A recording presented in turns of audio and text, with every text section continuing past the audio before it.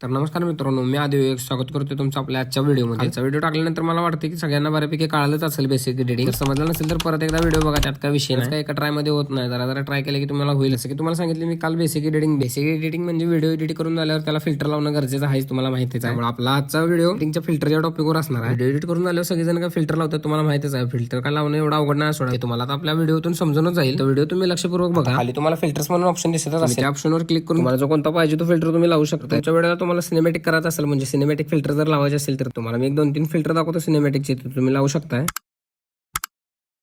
अशा प्रकारचे फिल्टर लावून तुम्ही तुमच्या व्हिडिओला आणखी चांगला बनवू शकता. आता फक्त व्हिडिओला फिल्टर लावल्यावर झाला असं नाही, त्या लावलेल्या फिल्टरला तुम्हाला ऍडजस्टमेंट करता आला पाहिजे. ऍडजस्टमेंट कसं करायचं ते पण मी तुम्हाला सांगतो. एखाद्या व्हिडिओला कोणताही फिल्टर लावला तरी त्याची इंटेन्सिटी 50च ठेवायची. तुम्हाला व्हिडिओ दिसायला पण चांगला दिसतो आणि फिल्टर पण जास्त वाटत नाही लागल्यासारखा. आता त्यातली इंटेन्सिटी कमी करून झाल्यानंतर तुम्हाला याच्या साईडच्या ऑप्शन मध्ये तुम्हाला ऍडजस्ट ऑप्शन दिसेल. आता ऍडजस्ट ऑप्शन मध्ये आल्यानंतर करायचं काय ते नीट लक्ष देऊन ऐका. ऍडजस्ट मध्ये आल्यानंतर तुम्हाला शार्पन आणि क्लॅरिटी हे 2 ऑप्शन दिसतील. त्यातले तुम्हाला शार्पनला 30 ते 35 पर्यंत करायचं आहे आणि क्लॅरिटीला पण 30 ते 35 पर्यंत करायचं. करून झाल्यानंतर ते व्हिडिओच्या शेवटपर्यंत तुम्हाला लावायचा आहे. ते झाल्यानंतर आपल्याला पाहिजे तसा तो व्हिडिओ एडिट होते आणि एक्सपोर्ट सेटिंग पण ही सेमच लावून घ्या तुम्ही, म्हणजे तुमचा व्हिडिओ हा इंस्टाग्रामवर पोस्ट करताना फुटत नाही. या व्हिडिओमध्ये आणि कालच्या व्हिडिओमध्ये तुम्हाला जर काय अडचण वाटत असेल तर मला कमेंटमध्ये सांगा, नाही तर पर्सनली मेसेज करून सांगा. बाकी काय तुम्हाला माहिती आहे, अशा टिप्ससाठी तुमच्या बॉलला फॉलो तेवढं करायला विसरू नका.